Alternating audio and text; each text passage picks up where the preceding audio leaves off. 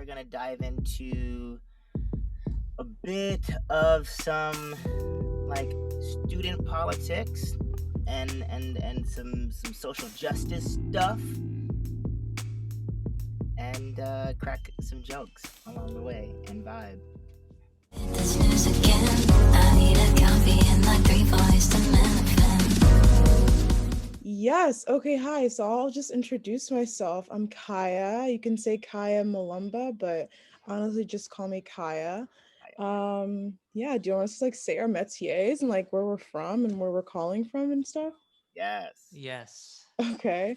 Well, okay. Like I said, I'm Kaia. I'm 21. I'm a BFA2 actor, and I'm in Virginia right now. It's like 12:30, and I'm excited to be here. That face though. Okay. Mad respect. Mad respect. One, you're in my family's home, so I have family in Chesapeake and Hampton and Richmond. Okay. I'm in Nova. I have no idea what that is. That's in just the north. Okay. Northern Virginia. Yes. It is a pleasure to meet you, Queen. I think we crossed paths on campus when I was Ashray's little shadow in the fall. Yeah, we did cross paths a couple times. So it's cool that you told me that you wanted to come here, and I'm glad that you're finally coming here. I'm glad that you're here. Okay, Joe, your face is perfect. Introducing this wonderful queen as well. Joe, who are you? Where you from? Hi, I'm Joe. Who am I? I'm a BFA 3 designer production. I'm a set designer. I'm from Vegas. That's it. Is there anything else? My pronouns are she, her, hers. Also my pronouns. Yes. So, really quick, I have a bigger question than this, but I've noticed this surge of prioritizing pronouns. Like, where did this come from? Because I honestly have like no idea. I'm gonna assume like the queer movements, but please educate a brother.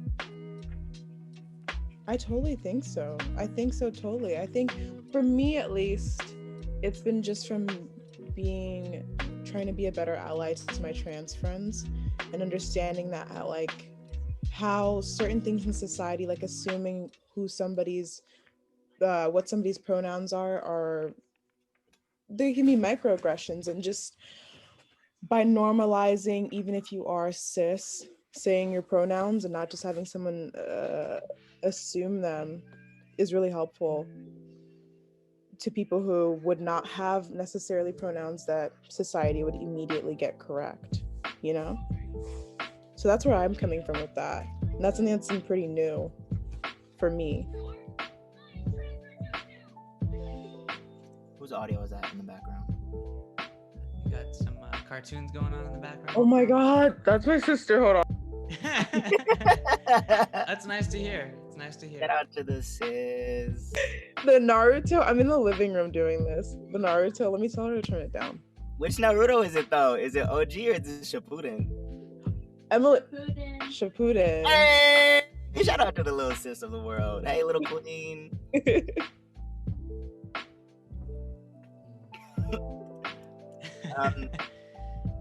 Joe, you were dropping like some real nuggets when I came on the BAC call, and it struck me, like it struck a very just overall amazing chord in me.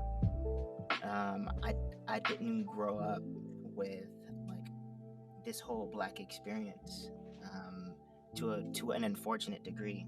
Like actually, my mom's biracial. My dad's Black. My mom was adopted by an African American family, and she had a lot of other foster brothers and sisters that were also pretty like chocolate. So my relatives grew up having a stronger Black experience than I. So when I saw you like really just speaking like truths, and I just saw the space that you and the others were creating, it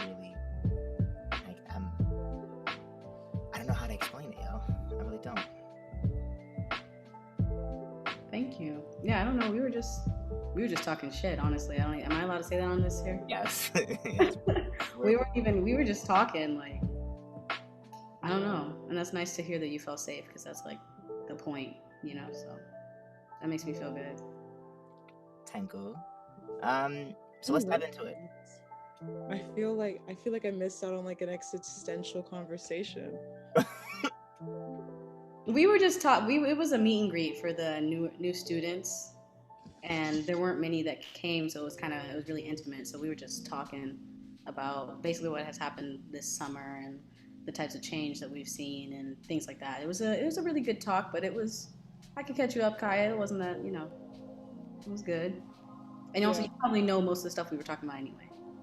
Yeah, this summer's been really something. This summer's been like nothing else I've ever experienced. Like anytime somebody says like, "How was the summer?" I like want to start crying. What do you mean? Like, do you mind going into it? I mean,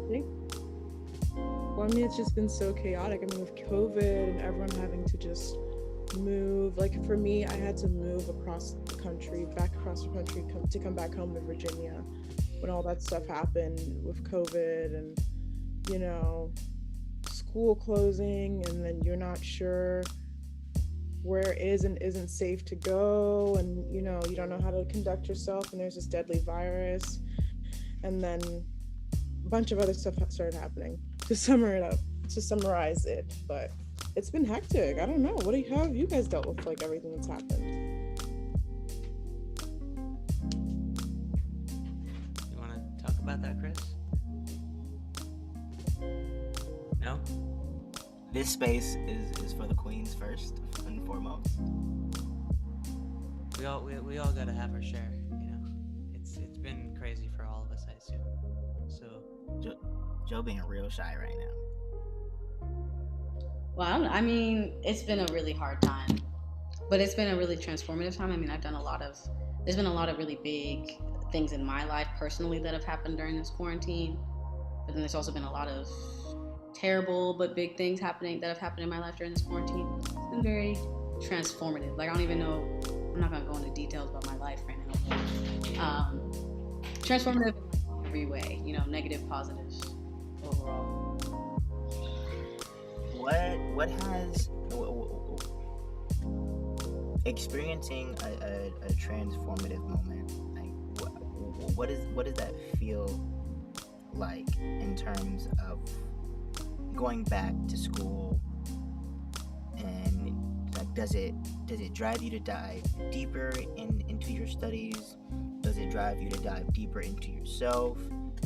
I feel like COVID made 2020 a very foundation-based year. Like, what is your foundation? What is your drive? What is your purpose? And are you? Maybe it's just me. Maybe I'm projecting. For me, it's like you need to respect and fall in love with the process, and stop trying to be so grandeur or like so grandioso all the time, and just do one step at a time and fall in love with one step at a time.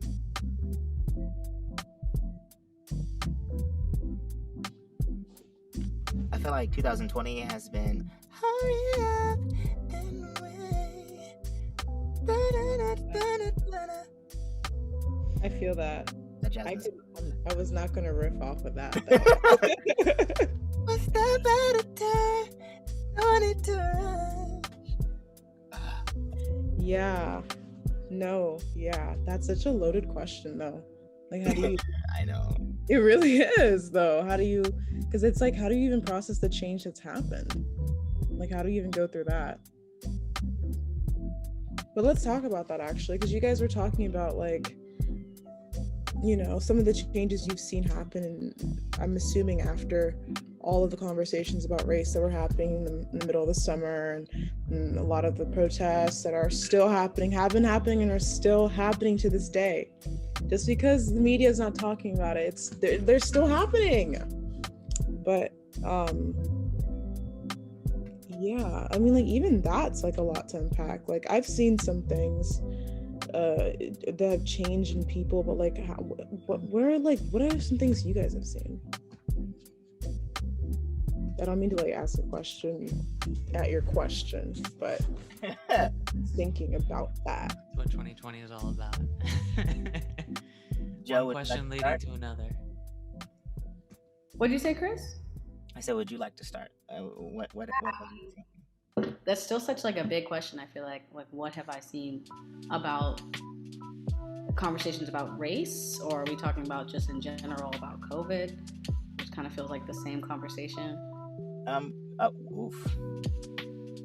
You know, COVID did something really cool for the Black community. I gotta say, like, even though That's an interesting sentence to say. right.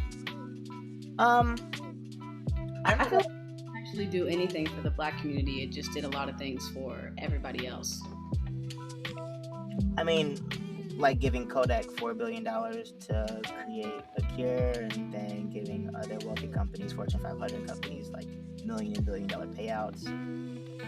No, I mean that happened too. But I mean, like, finally, people who consider themselves allies were actually sitting on their ass, and they're like, oh wait, there's actually actionable things that I could be doing to help people that I say I care about, and I have nothing better to be doing, in quotation marks. So there was actually some momentum that happened that had never happened ever. I mean, like, there was more protests than ever before happening because there was nothing else to distract them from the terrifying things that were happening in our country, and there was no excuse. And sure, a lot of it came out as extremely performative, but it was still happening where it was just not happening whatsoever before. And I feel like quarantine really brought that out. That would not have happened if there wasn't quarantine. I agree with that. I totally agree with that. Which is like my kind of like frustration, but like joy with everything that happened and all the protests that were happening. And you know, it felt like there were two waves of experiencing that as like a Black person. The first one is like, oh my gosh, like here are these people who I never assumed were gonna have these really open conversations about race and like call out their own BS. Well, not everyone did, but you know, some people really did call out their own racism and microaggressions and ways that they could be better. But then it started to get weird because it went from like that space to like, okay, now I'm like not into it because now at the same time that the protests are happening, stuff is opening up, and I'm like, okay, well, now I can actually go do stuff, so I don't have to care as much, you know? So like I felt like there was like those two waves. What do you both feel like was the excuse? You know, like, yeah, we can say, oh, I'm too busy to go through a phone bank. But what's the real reason behind the facade of a reason of the I'm too busy? I mean, yeah, I mean, even on like a basic level when it comes to revolution, I mean, when people aren't working and aren't going on their day-to-day doing what they need to survive, like when they're not in that space, there's actually room for like revolution. If you think about, like, if they are not working every day and like being part of that machine, I sound like Angela Davis right now. What is wrong with me? Like but like I'm not even trying to like sound radical or anything, but like when people are not working to survive, there's actually that space for, hey, the way that people are being treated right now isn't okay, and I'm not even risking my job in order to do something about that. Like just on a basic level. I mean, other than the fact of like general non-caring about Black people's lives, there's also that other like part of it that like literally people didn't have anything to do, because the excuse for most people is like, I have a job, I don't want to risk my job to stand up for this Black person in my office. And that's like not an understandable thing, but that is a reason. Like that's a reason for somebody not to do something that they should.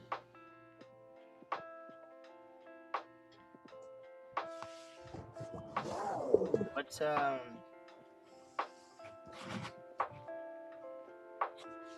what's a Black experience like at CalArts?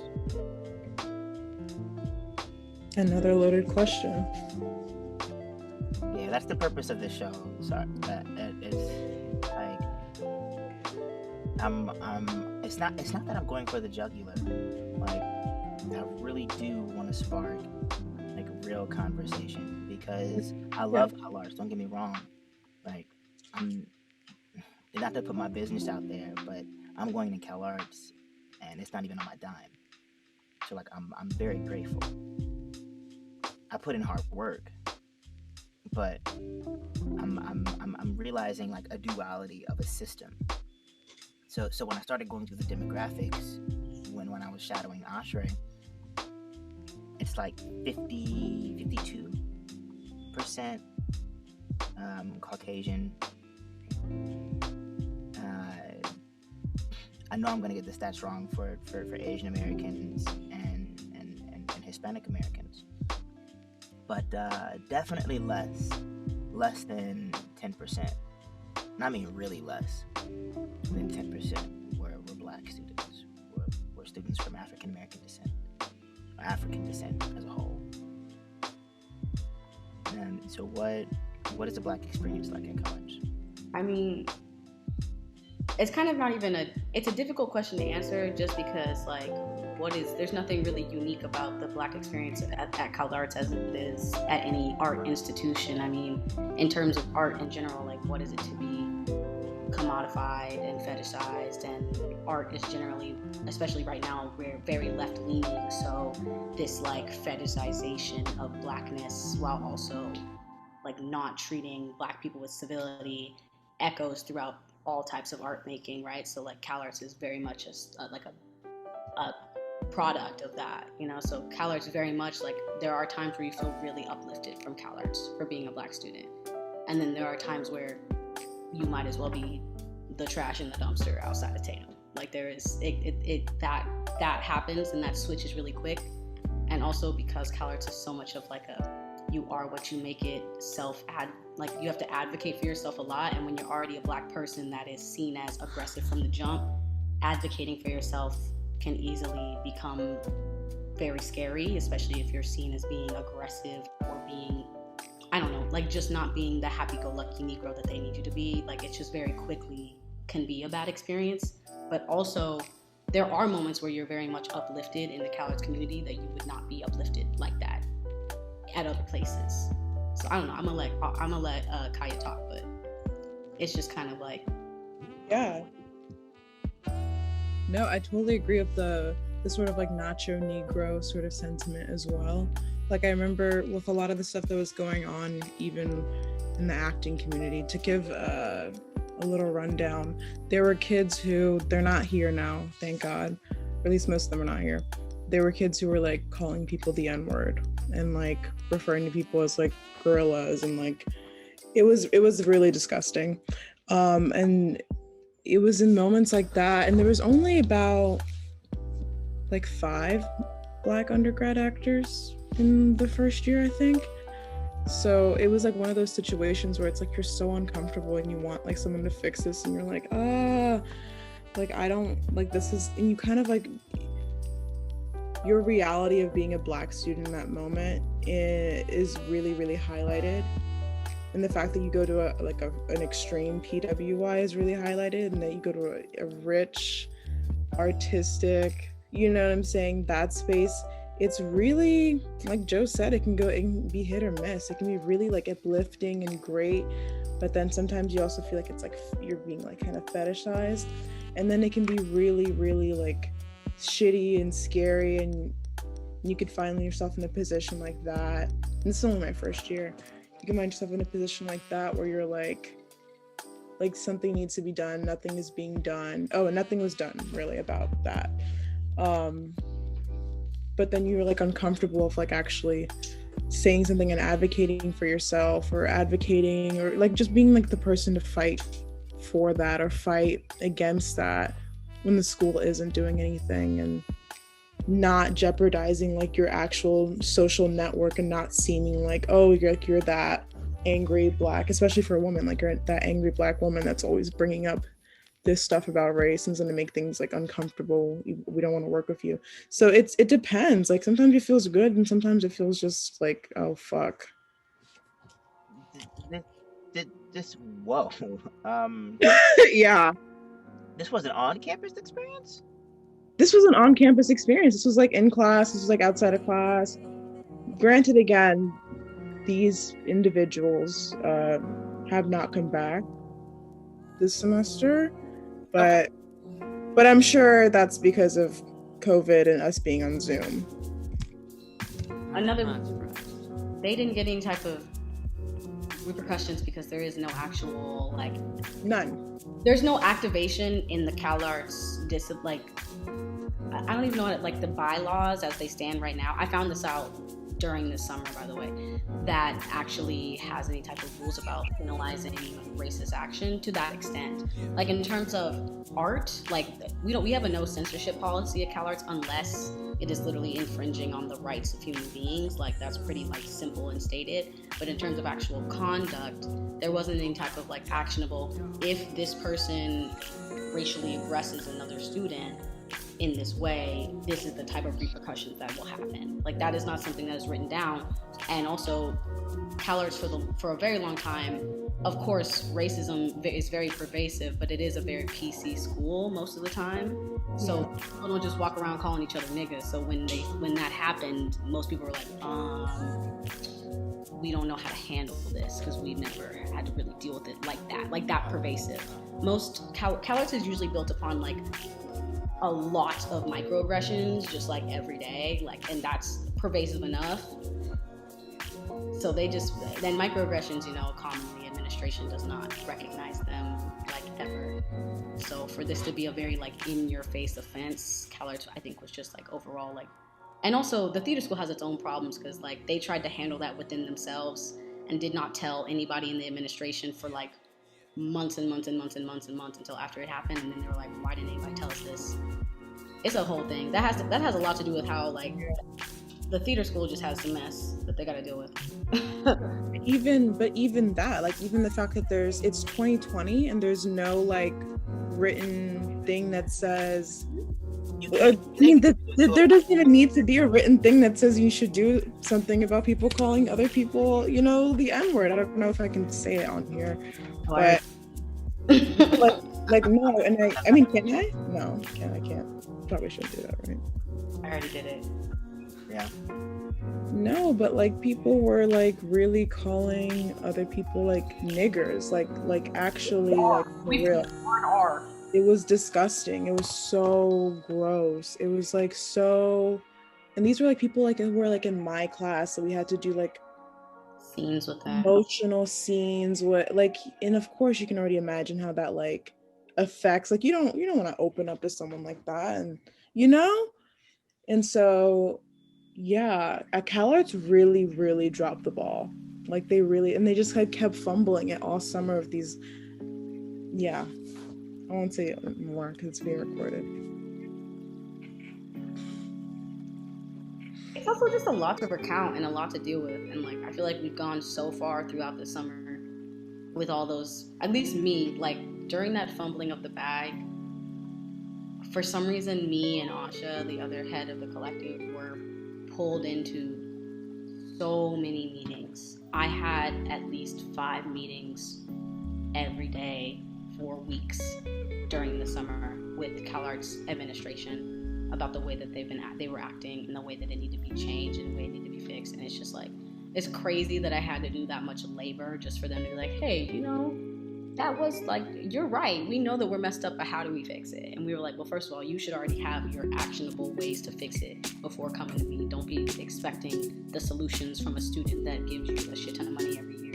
Literally. And like a young, like you're like what, 20? Yeah, I'm 20 years old. Please have like the one like young adult Black femme be the one to explain everything to you, like you're not, you know what I'm saying? Not a grown man. But I'm glad that but I'm glad that it happened, because then they were like, oh, you're right. I'm glad you gave us these tips. Let's actually hire, like, so now the executive committee decided, I don't know if this was actually released yet. Anyway, they're going to do it anyway because I know it's happening. They're hiring a board of Black and Indigenous consultants who are actually like professionals in their field, not like all this other stuff. I've seen other people, like other schools, we've done this in the past and it hasn't worked, and this is different because like they're not in the school. It is like people who that is their like profession to come in and be consultants to make sure that there are actual like actionable things happening in order to, you know, not have a shitty curriculum to Black and Indigenous students specifically, and just people of color at large within the Institute. And so that took forever. Seemed pretty simple to me, but it's finally happening, so that's good. That is good. That is really good. It is really good, yeah. And there's some really cool people actually.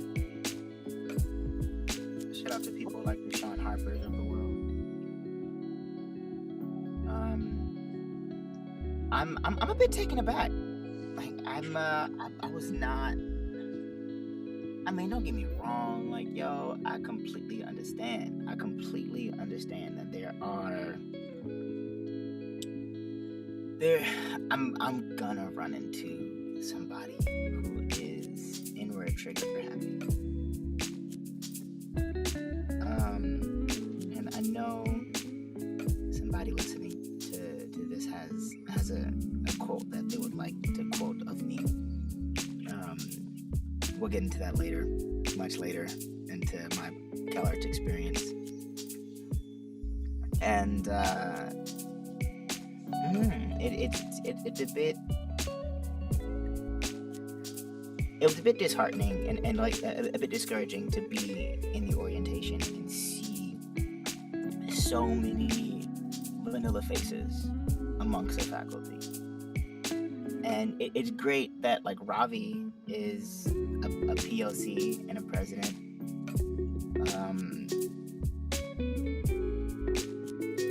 Joe, you made a face. Oh, I have no problem with Ravi, actually, if I'm gonna be honest. Unpopular opinion. Okay. Yeah, he's had his fumbles, but he actually has good intentions, I'm gonna be honest. I will say, being an Indian and American person and having Ravi as president of CalArts is definitely empowering. But I know there is definitely a lot of criticism for him, and that's just as a personal basis. That has nothing to do with race. You know, just as any other president, he has his faults, and you know, being a president, he definitely doesn't think about certain things that he should think about. And you know, people have their gripes with it, but you know, I think that it's definitely helpful. It will be helpful in the long run to have him. I think Ravi can be frustrating as hell. We're like being with him personally in meeting rooms and things sometimes, but Ravi does actually listen when you speak to him, which is like just rare for people in power in general. And that's the only thing I can really say about him. I mean, like he has definitely made some mistakes, but he actually has done a lot in only the 4 years that he's been here. I've seen him, like after our protests, he took the things that we had in our protests and our letters my freshman year, and now they are very, like, they are things within the Constitution and bylaws of CalArts, and it changed the structure of how CalArts runs. And that was the students asking for something and Ravi delivering. So he is continuing to do that. So I ain't gonna sit here and like bash on Ravi right now. Like I don't think I got a problem with it. Thank you. I have one last question to ask because we're at 3 minutes out from the end. Does CalArts know how to talk about race? They're working on it. I'll say no. I'm gonna say they're working on it. That's really gonna be my answer. Because they didn't, for sure. But now I'm starting in meetings, they're starting to like actually talk. They still have that institute speech, you know what I'm talking about, where they're like, CalArts honors diversity. I'm like, oh, how? Oh, very PC. Very. Yeah, very no, cool. 100%. Yeah, 100%. Around it, which is why I'm saying no. And also after like everything that happened this past year, of course everything is changing, but I'm like, I'm trying to see where they're gonna go with what they've had, but there's a lot of opportunities to mend a lot of BS. So Now was this progress before or after George Floyd? After. progress? Oh, with CalArts? Yes. Oh no, I mean you can answer it. It's just like way after. It was like they were fumbling it during that, and continue to fumble it. Oh yeah. For me, they've been fumbling it since like November.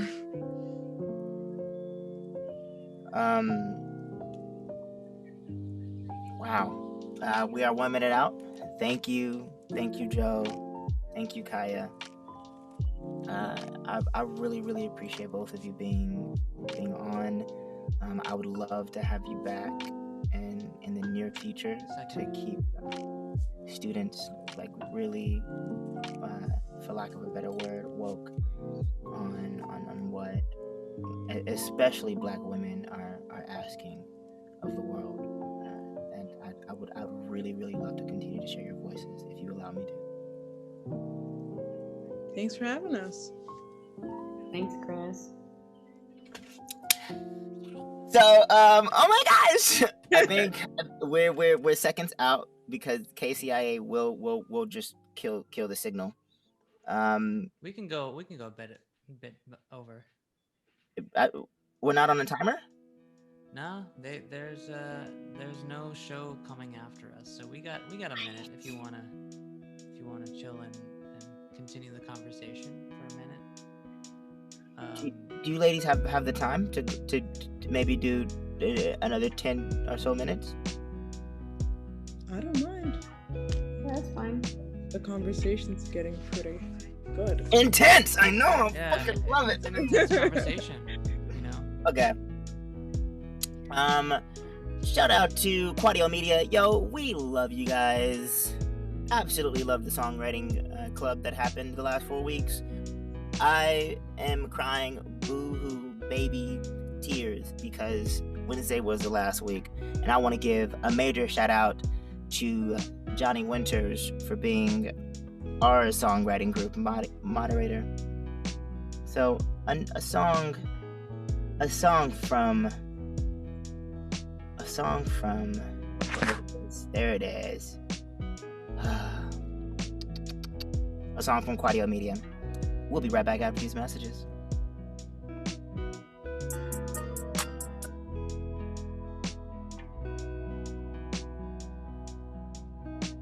You gotta share sound.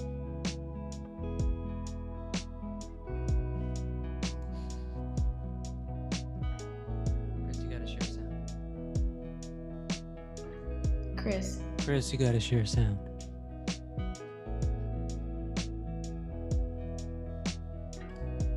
Technical difficulties. Oh my gosh! Yo. That is so fun.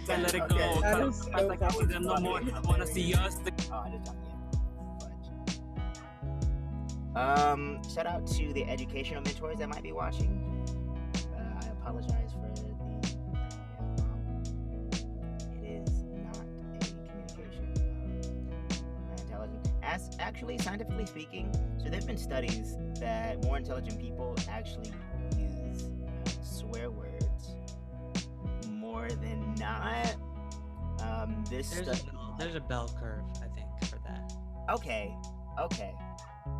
Yeah, you're the MFA. I'm the BFA. I respect your academic experience. I played a song, and it's a good song, but it's generic G, y'all. This is it. Hey. Okay, Matt, we'll be right back. Hey, we're gonna try to do this one time, and one time only. Never going back, ayy. Never going back, ayy. I get a taste of life. Now I want it every night. Never going back, ayy. Never going back, ayy. I get a taste of life. Now I want it every night. Now I want it first, the first cup of Joe. Hooked on this life, so I can't let it go. Cut out the past, I can't see them no more. Wanna see us, then go watch the throne. Jay-Z mindset, I got the blueprint. Rocking the nation, the babies don't rest. They want the smoke, they asking who's next. We give it all, don't expect less.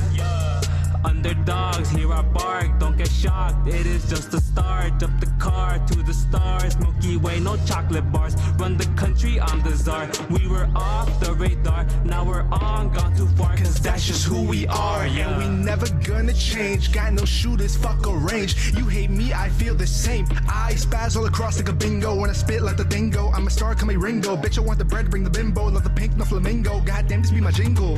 Never going back, ayy. Never going back, ayy. I get a taste of life. Now I want it every night. Never going back, ayy. Never going back, ayy. I get a taste of life.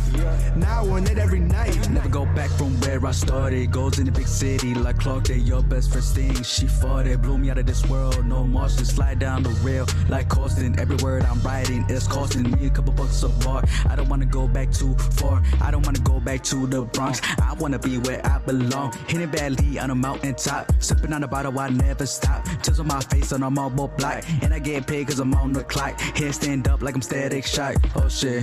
Hold up, wait, I do this shit and I do this well. Mama, you know I will prevail. Happy ending like a fairy tale. Sick as fuck with the EBT. Some nights I can't even sleep. Sometimes I feel it's all on me. But it's okay, cause I'm alright. Close your eyes cause I'll be fine. If I die before I get it, don't bury me tonight. And if I get it before I live, I regret it all my life. Well, that's life, it's alright. Yeah, I know, on the floor like a kid, searching bad for something I could hold.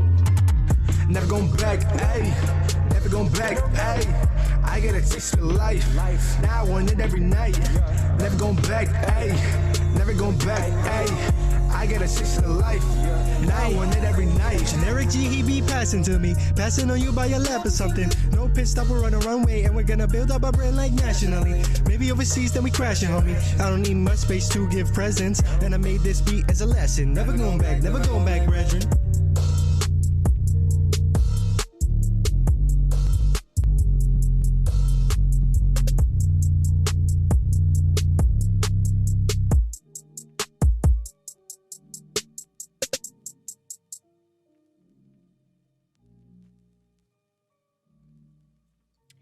And we are back, y'all.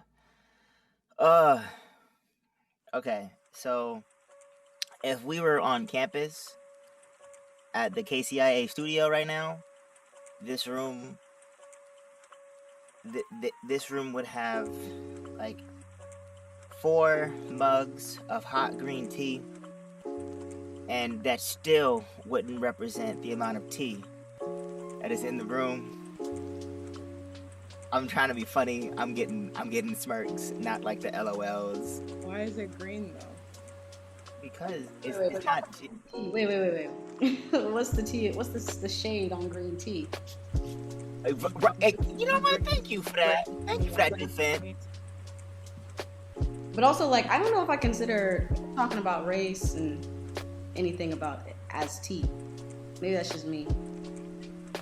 Is tea okay? How is tea defined? Like, I define tea as like, ooh, like Amanda was having sex with yada yada's ex-boyfriend.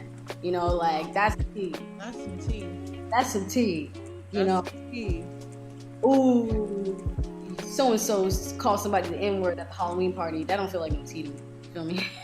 Like, and CalArtians didn't do anything about it. That's not tea. That's awesome. That's a nightmare. That's a nightmare. That's a nightmare. That's not tea. That's not tea. That's literally like, That's a nightmare. you know, Jesus Lord. like racial trauma. That's not tea.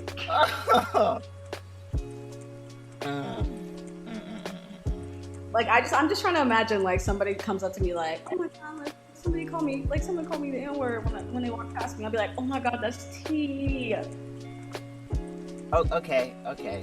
So tea is gossip, not like truth or trauma or like bullshit. I ain't gonna police what you call tea, Chris.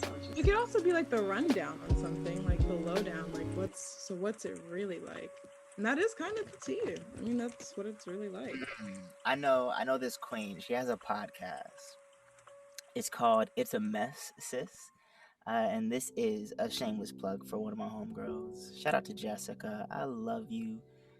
my wonderful, wonderful Nubian queen. You're probably out there listening. You're such a bae, and I love how friendly you've been to my little rainbow self. She calls that dicking it down.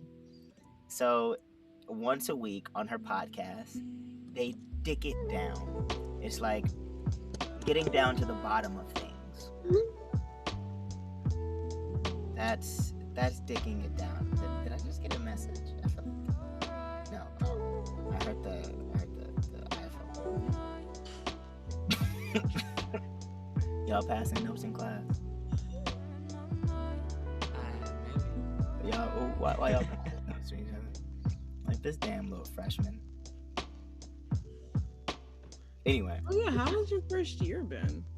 I mean, there hasn't been a year, but how's your first 4 weeks been? I'm in 8 classes. Nerd.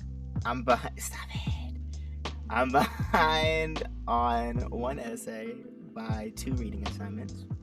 I'm getting caught up though, because it was 3 reading assignments until maybe 4 hours ago.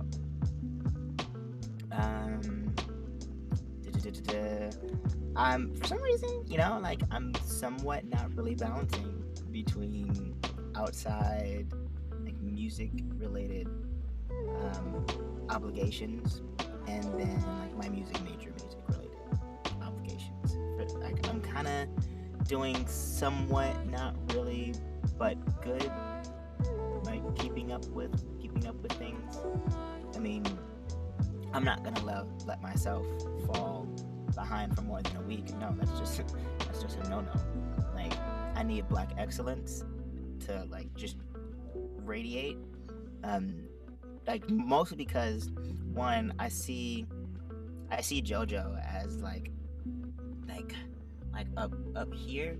So like honestly, yo, like BAC, like that meeting really made me admire you, low key, high key. I'm a fan.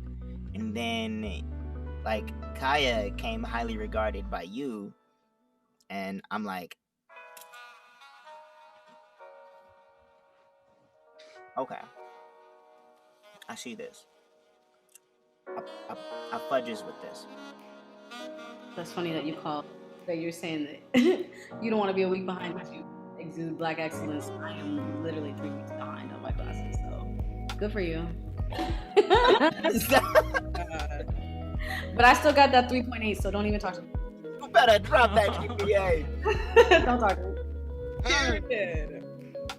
Okay, I'm sorry. I like to like get excited. Yo, what's up with California? So the vibe, and I've been here a decade. The vibe in California is just like people. There's day ones. I've noticed that like people definitely do find best friends here. But there's not really like a deep culture of people getting excited for the success of others. Oh yeah. What'd you just say, Chris? It totally cut out. Okay. It's not like, and it was just your mouth moving, and I could not hear anything. Sorry. People can definitely find good friends, like a very intimate, a cozy friend circle. Mm-hmm. But yeah, cozy is like just small. But there's not a deeply rooted culture of people that get excited for your success. Like genuinely excited for your success, as much as they would get excited if they booked a Kerry Washington understudy, or if they booked a role where they're handing Don Cheadle coffee. Yeah. I think that's just like entertainment. You know what I'm saying? Like I don't know, what is your métier? You do music, right? Musical arts, experimental pop. Right, like I think that's just like the culture of like being in entertainment. Like people are just kind of jealous. I don't know. That's really on some LA shit though. Like that's like even regardless of entertainment, like it's very much like that's very much the entertainment industry in general. But like in LA, I don't trust nobody around here. Kind of sad. I'm not from here, so it's just different. Just the type of people here are very different. Yeah, it's very hard to find. It's such a big city. Not big like, not just like population, but like spread of people everywhere. That it's hard to develop like a genuine community of people like you can in other places, even in just the US. Like, I feel like it's a hard city to develop that. Yeah, I just also feel like image is so important in LA that it's just, it's like at what point is that image like all of that person and just them trying to play up that image and not really being genuine? It's like a lack of genuineness in general in LA that I've found. Bro, that can be like a sermon at one church, LA. That whole bit right there. How does this culture, how does LA culture translate into CalArts culture? Because since the institution, since the institution, and we'll end on this question. Since the institution is so coveted for collaboration, is there a real collaborative culture in terms of people getting excited for others, people really becoming fire under everybody's asses?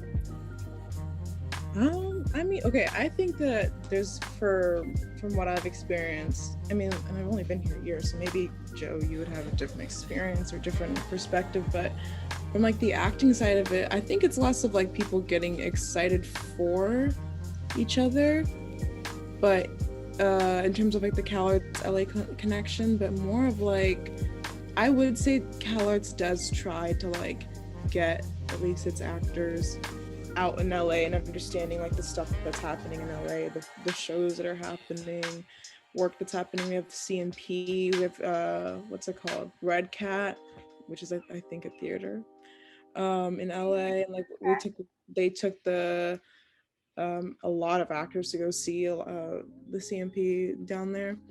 So I think in terms of like just knowing that you should be out and working, they do try to tell us that, but I don't know if there's necessarily like a huge like supportive community, I guess, or community, I don't know.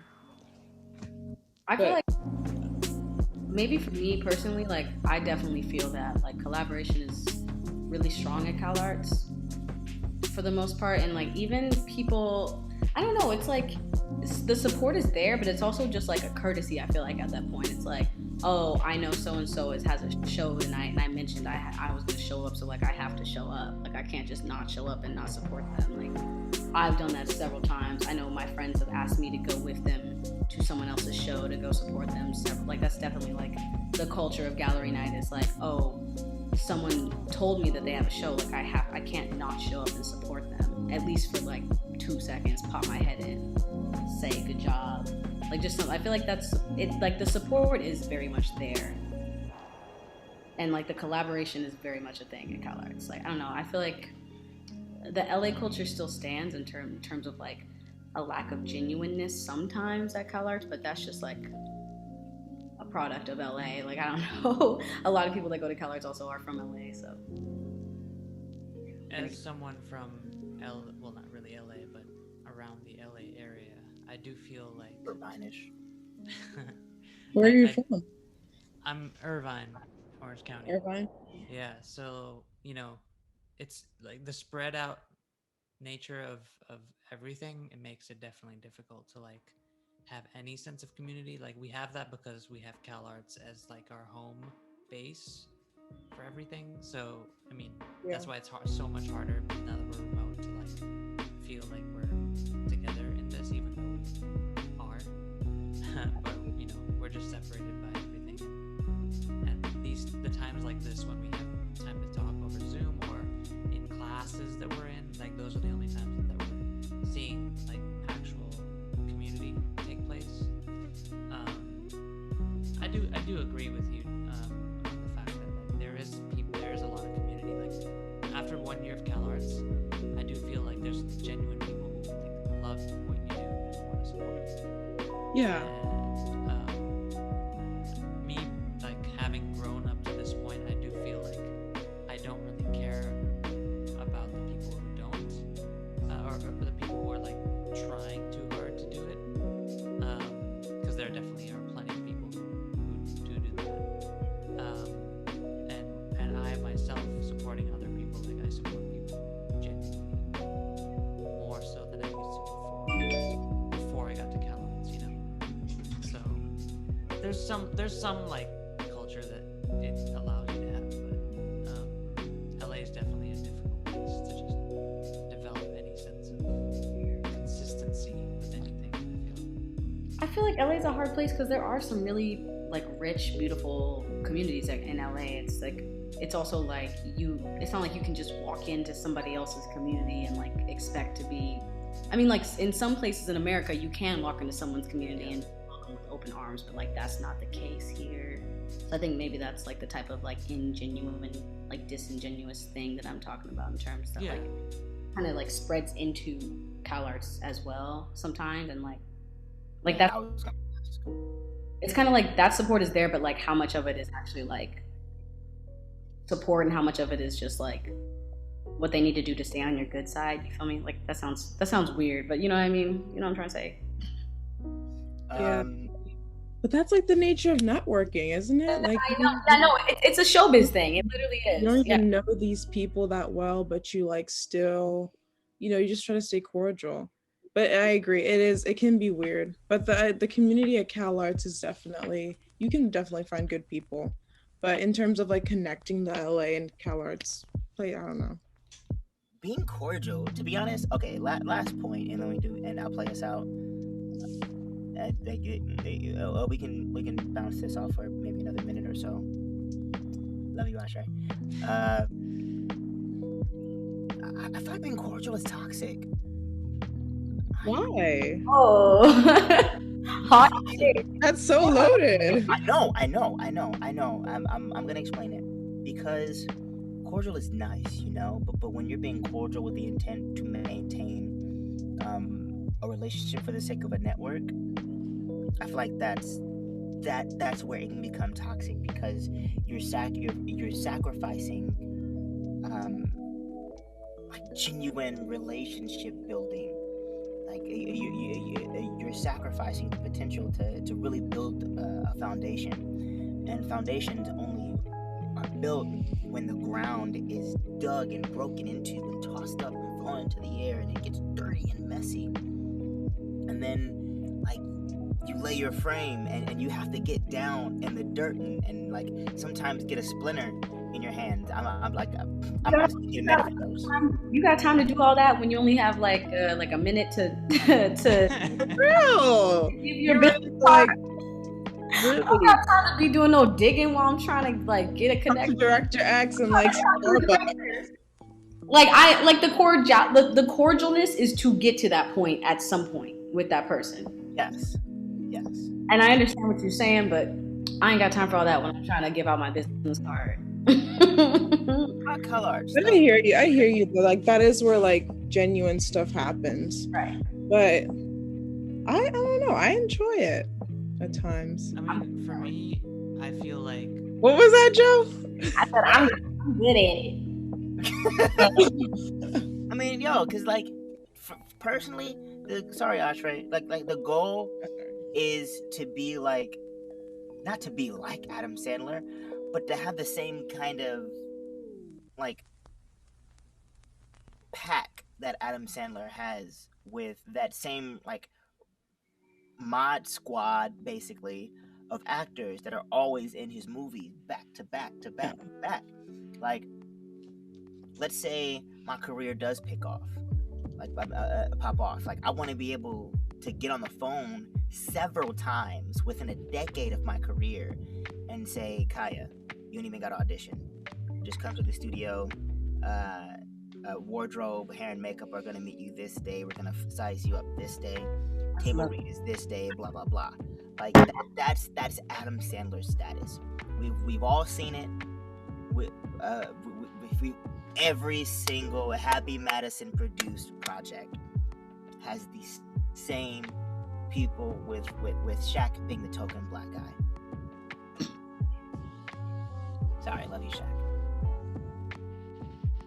Yeah. I mean, for me, I think that cordialness is a gateway to, like, you know, depending on, like, if you gel with a person, like, cordialness won't last too long. Like, you'll automatically just start talking about other stuff, you know?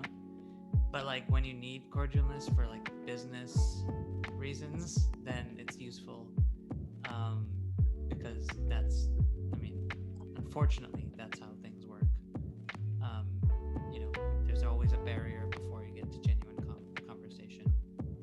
But I'm learning how to blend the two. So, you know, like, you can be genuine but also cordial. You don't have to, like, be a fake version of yourself to like, you know, actually get along with other people. This motherfucker's been in here. I'm trying to kill a fly. Is that fly from the debate? Listen, I'm in the south. There's fucking gnats, and like one flew in. So. Oh man. He had none. Damn over. All right, let's play us out, Chris. Lovely. Chris. Thank you, guys. Thank you, Thank Ashtray. you all. For having us. Thanks, Chris. Y'all are so dope.